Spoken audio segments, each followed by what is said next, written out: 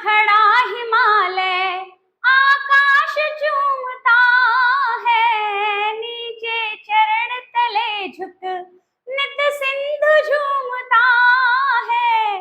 जी हाँ बच्चों, आपके मल्हार का फर्स्ट चैप्टर है मातृभूमि। किसने लिखा है? सोहनलाल द्विवेदी जी ने। तो आज हम आपके इसी चैप्टर को करेंगे। अब देखिए, पता चल रहा है ना कि ऊंचा खड़ा हिमालय आकाश चूमता है, नीचे चरण तले झुक नित सिंधु झूमता है। बताइए किसके उत्तरी भाग में क्या है? हिमालय खड़ा हुआ है और नीचे पैरों की साइड में कौन है?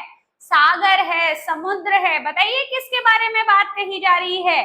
हमारे भारत देश के बारे में, जिसे हम क्या कहते हैं? हमारी मातृभूमि, है ना? हमारी मातृभूमि है ना ये।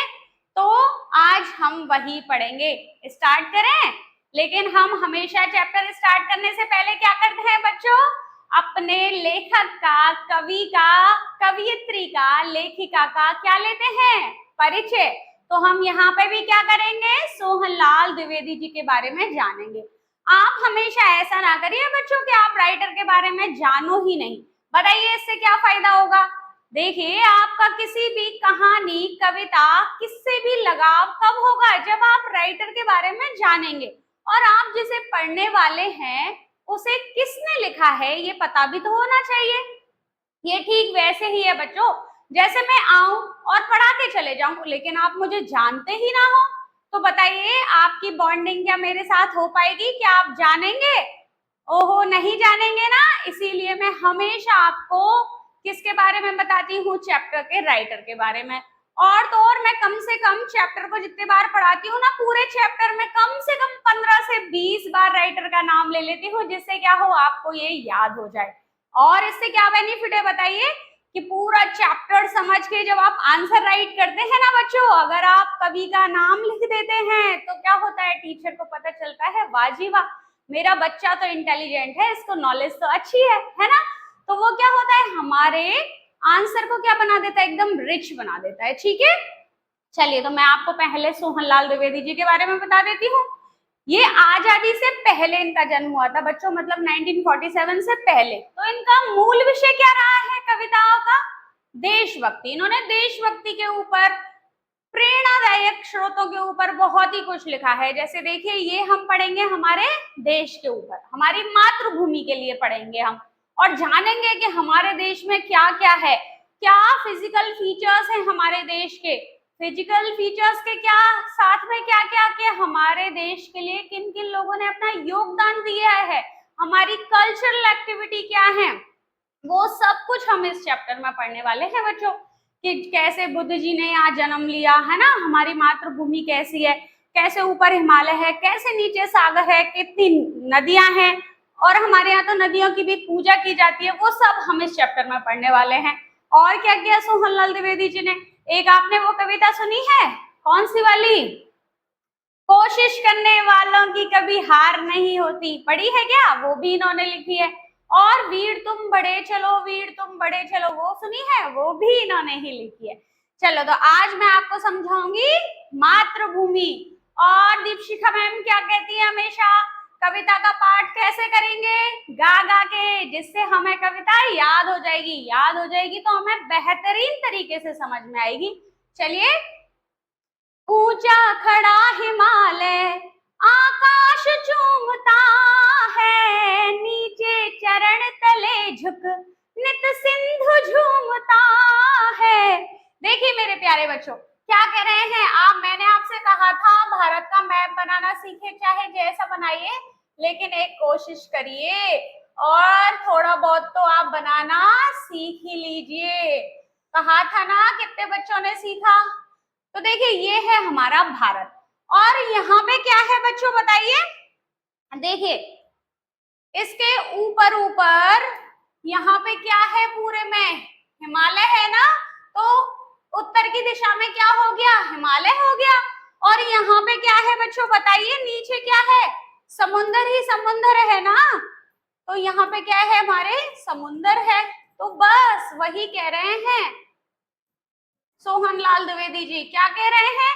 कि ऊंचा खड़ा हिमालय, आकाश चूमता है, कि जो हमारे उत्तर में, हमारी मातृभूमि के, हमारे भारत देश के उत्तर में क्या खड़ा हुआ है, हिमालय। और उसकी हाइट कितनी है बच्चों, कमेंट करके मुझे बताइएगा कितनी हाइट है अभी। तो कह रहे हैं कि उसकी हाइट इतनी है, कैसा लगता है वो आकाश को चूम रहा हो, आकाश को जाके छू रहा हो, इतना ऊंचा है। तो देखिए कहा है, ऊंचा खड़ा हिमालय आकाश चूमता है, बहुत ही ऊंचा है, बिल्कुल कहां तक पहुंच जाता है, आकाश तक। अब ये तो बात हो गई नॉर्थ की, उत्तर की। साउथ में क्या स्थिति है हमारे देश की, देखिए, नीचे चरण तले झुक नित सिंधु झूमता है।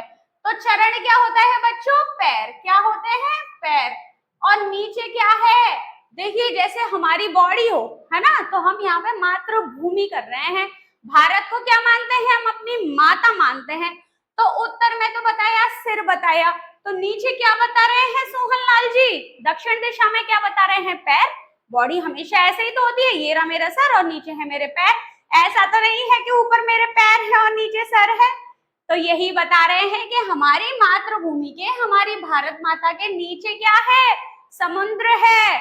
आपको पता है कौन सा समुद्र है, सही बताया बच्चों, आप इंटेलिजेंट हो। तो क्या है, हिंद महासागर है, ठीक है।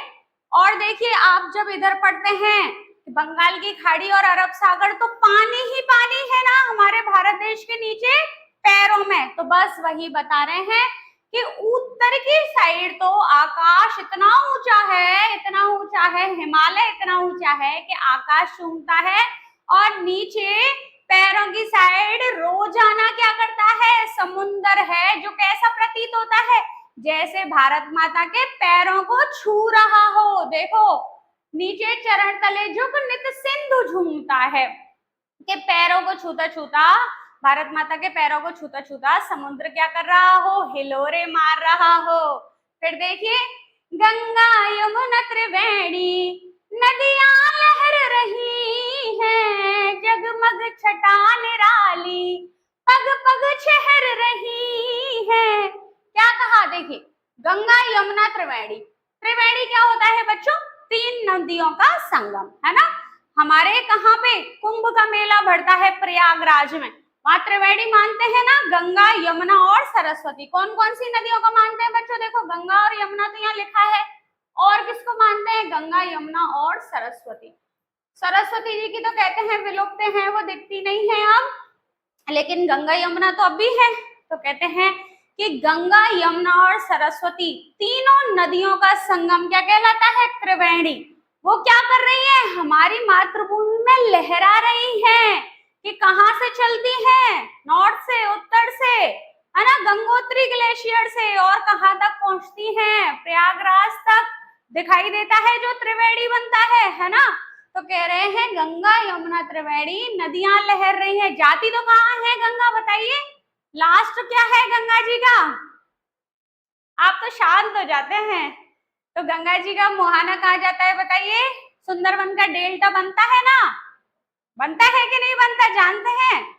तो बस वही कह रहे हैं कि गंगा यमुना त्रिवेणी नदियां लहर रही हैं, जगमग छटा निराली पग पग छेर रही है। तो जगमग छटा निराली, छटा क्या होती है बच्चों, छवि, क्या होती है, छवि। और छवि कैसी लग रही है, एकदम जगमगाती हुई, कैसी, अद्भुत, निराली, निराली क्या होती है बच्चों, अद्भुत, अद्भुत लग रही है, एकदम अप्रतिम लग रही है। और क्या हो रही है, पग पग छहर रही है, पग पग मतलब कदम कदम पर, पग पग क्या होता है बच्चों, कदम, कदम कदम पर, कि इसकी छटा है जो कदम कदम पर निराली लग रही है, एकदम सुंदर लग रही है, मनोरम लग रही है। और कैसा लग रहा है, जैसे बस इनमें खो जाएं। फिर देखिए, वह पुण्य भूमि मेरी, वह स्वर्ण भूमि मेरी, वह जन्म भूमि मेरी, वह मातृभूमि मेरी।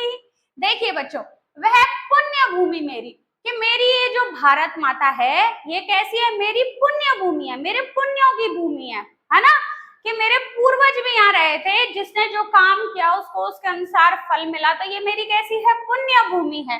पवित्र बांध सकते हैं आप, ये मेरी पवित्र भूमि है। लिख दूं मैं यहाँ पे पवित्र, तो ये कैसी भूमि है मेरी? पवित्र। और कैसी है ये? स्वर्ण भूमि मेरी। अब बताइए यहाँ स्वर्ण का क्या मतलब है? स्वर्ण का मतलब सोना होता है। स्वर्ण का मीनिंग क्या होता है? सोना। लेकिन सोना तो नहीं है, एकदम सोने जैसी तो नहीं है, तो क्या है बच्चों इसका आशय? इसका आशय है, आपने फसल देखी है, फसल आती है जब कितनी हरियाली हो जाती है, और जब जैसे गेहूं की फसल होती है वो पक जाती है तो कैसी? गेहुआ कलर की, स्वर्ण कलर की, है ना, गोल्डन कलर की। क्या होता है? एकदम चारों तरफ बिखरी हुई रहती है, तो कैसे चमकती है वो? सोने की तरह। हमारे वंदे मातरम गीत में शस्य श्यामलाम भी तो उसी को कहा गया है, आप समझते हैं? तो वही कह रहे हैं कि वह पुण्य भूमि मेरी, वह मेरी पवित्र भूमि है, और वह मेरी कैसी है? सोने की तरह जगमगाती हुई भूमि है। मतलब खेत खलियानों से भरी हुई भूमि है। और क्या कह रहे हैं? देखो, वह जन्म भूमि मेरी, वह मातृभूमि मेरी, कि वह मेरी जन्म भूमि है और वह मेरी मातृभूमि है। अब आप कहेंगे जन्मभूमि और मातृभूमि तो एक ही बात है, फिर अलग अलग क्यों लिखे हैं? देखिए बच्चों, इनमें अंतर होता है। जन्मभूमि जहां हमने जन्म लिया, है ना, और मातृभूमि कि वह भूमि जो हमारी माता के समान है। तो जन्मभूमि का कॉन्सेप्ट ब्रॉड होगा या मातृभूमि का ब्रॉड होगा? बताइए। देखिए, जन्मभूमि क्या है? जैसे मैं राजस्थानी हूँ, है ना, मैंने राजस्थान में जन्म लिया, तो मेरी जन्मभूमि क्या हो गई? राजस्थान। लेकिन मेरी मातृभूमि क्या है? राजस्थान किसका पार्ट है? भारत का, भारत माता का।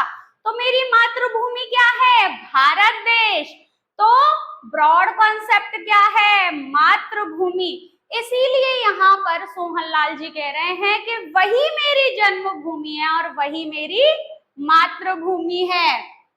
फिर देखिए, झरने अनेक बहते जिसकी पहाड़ियों में, चिड़िया चहक रही है हो मस्त झाड़ियों में। कि देखो, झरने अनेक बहते, कितने बच्चों ने झरने देखे हैं?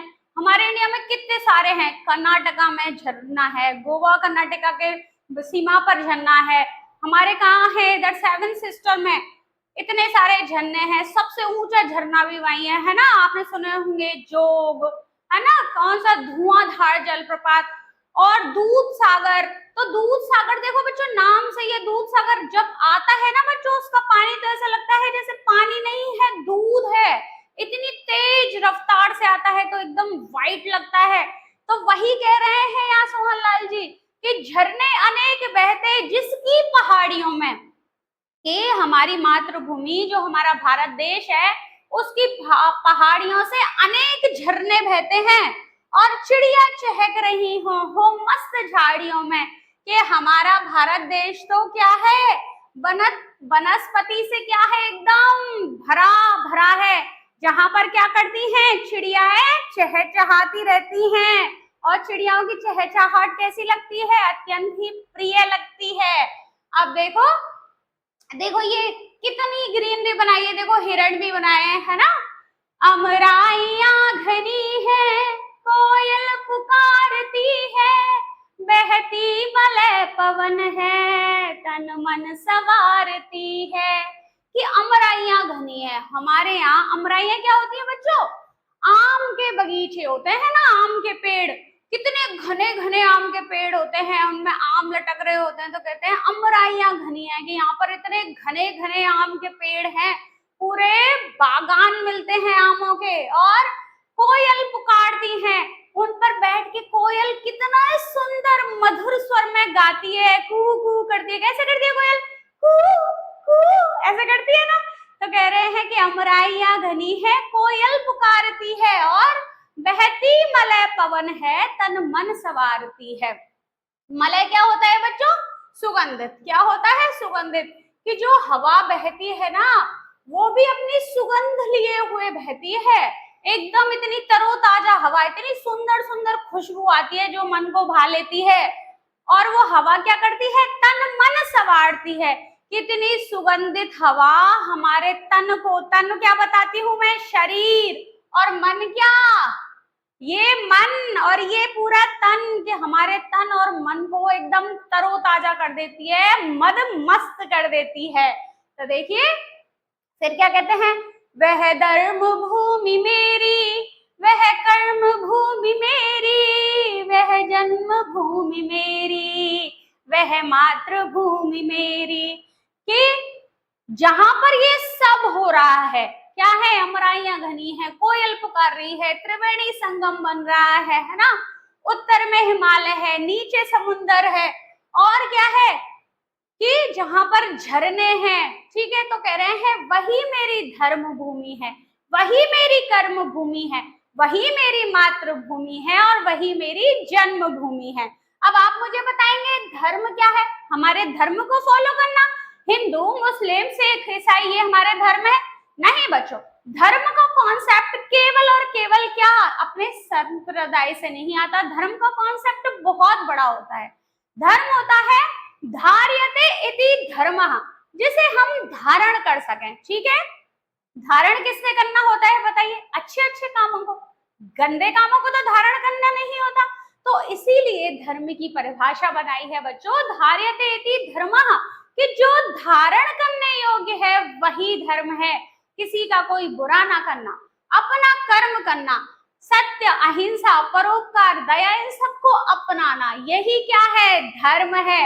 जो डेली पूजा करने जाता है, चलिए मुझे बताइए, मंदिर में डेली जाता है, लोटा लेके जाता है, शिव जी को जल चढ़ा के आता है, दूध चढ़ा के आता है, पूरा भोग लगा के आता है, लेकिन घर आते ही गंदा काम करता है, ठीक है, चोरी करता है, प्लान करता है किसी का नुकसान करने का। लेकिन वही एक आदमी है जो ये सब कुछ नहीं करता, लेकिन हमेशा सत्य की राह पर चलता है, जितना उससे लोगों का भला हो सकता हो भला करता है, अपना कर्म करता है।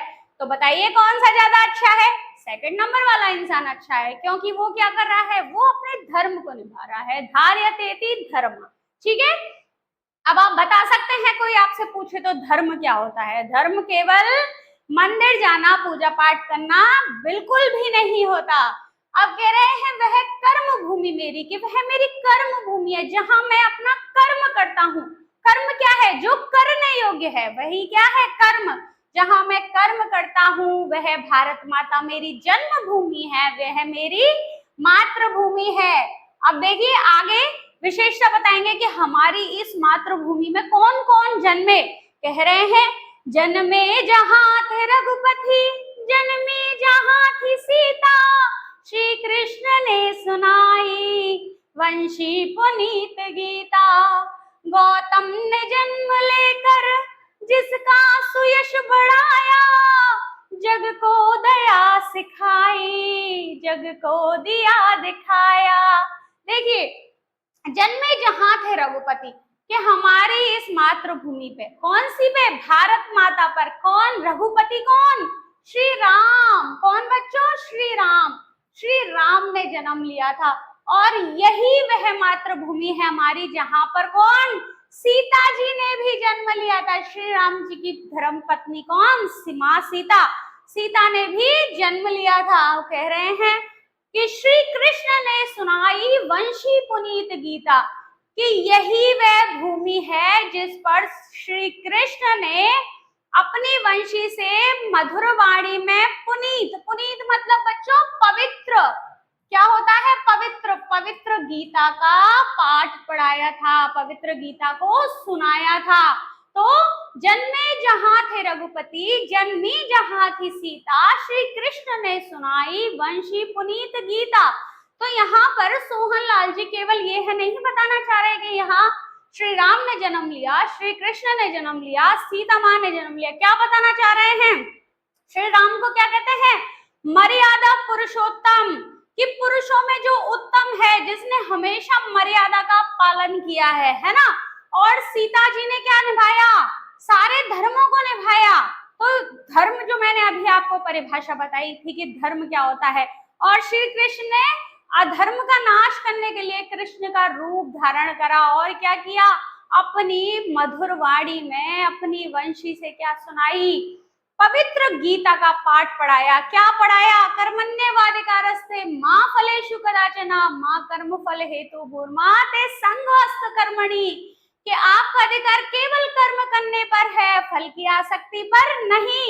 लेकिन फल की आसक्ति के बिना आप निष्क्रिय ना हो जाओ। तो यही है बच्चों जो गीता का मूल तत्व है ना, कि आपको अपना कर्म करते रहना है। तो यहाँ इसलिए बताया है, 3 नाम इसीलिए दिए हैं, श्री राम, सीता और श्री कृष्ण, कि इनका हमारे भारत देश के लिए क्या क्या योगदान है। फिर देखिए आगे बताएंगे, गौतम ने जन्म लेकर जिसका सुयश बढ़ाया, जग को दया सिखाई, जग को दिया दिखाया। कि यहाँ पर ही गौतम ने जन्म लिया था। गौतम जानते हैं आप, भगवान बुद्ध ने भी यहीं पे जन्म लिया था। और बुद्ध के जो मार्ग है उसमें बच्चों सबसे अच्छा मार्ग क्या है? अहिंसा, दया, करुणा, प्रेम, सत्य, है ना। तो वही कह रहे हैं कि इस मातृभूमि पर गौतम ने जन्म लेकर क्या किया? इसके यश को बढ़ाया, इसका सुयश बढ़ाया, इसका जो गौरव गान है, इसका जो समृद्धि है, उसको और क्या किया? उसको बढ़ा दिया। क्यों बढ़ा दिया भाई?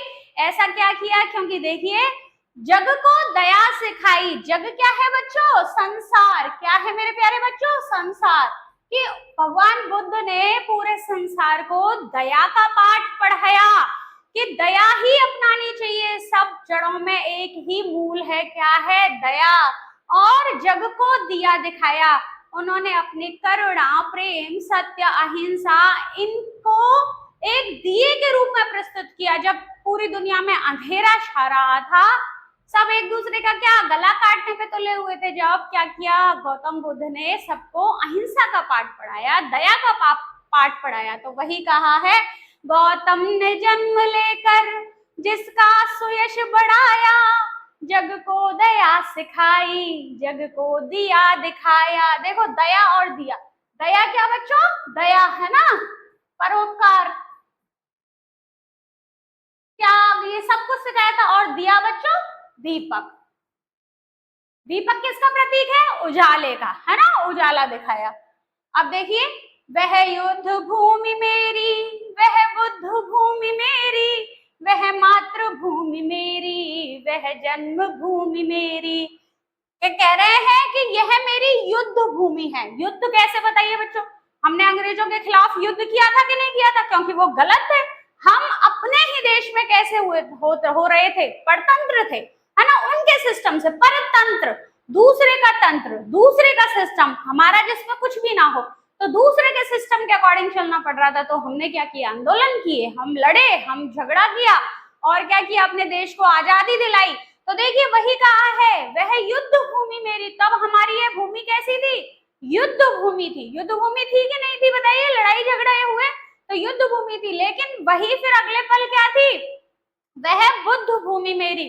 जहां हम युद्ध की बात कर रहे हैं, फिर वही हम किसकी बात कर रहे हैं? बुद्ध के अकॉर्डिंग अहिंसा की, दया की, कि यही जो मेरी भारत माता है, यह कैसी है? बुद्ध भूमि है ना, पवित्र ज्ञान की भूमि है, सत्य, अहिंसा, परोपकार, त्याग, बलिदान, इन सब की भूमि है। और कह रहे हैं, वह मातृभूमि मेरी, वह जन्मभूमि मेरी, कि यह भारत माता ही मेरी मातृभूमि है, यह मेरी जन्मभूमि है। अब आप मातृभूमि और जन्मभूमि का कॉन्सेप्ट समझ गए ना? तो मेरे प्यारे बच्चों, कैसा लगा आपको चैप्टर? अब आपको इसे याद कर लेना है, इसको सीखना है, इसको समझना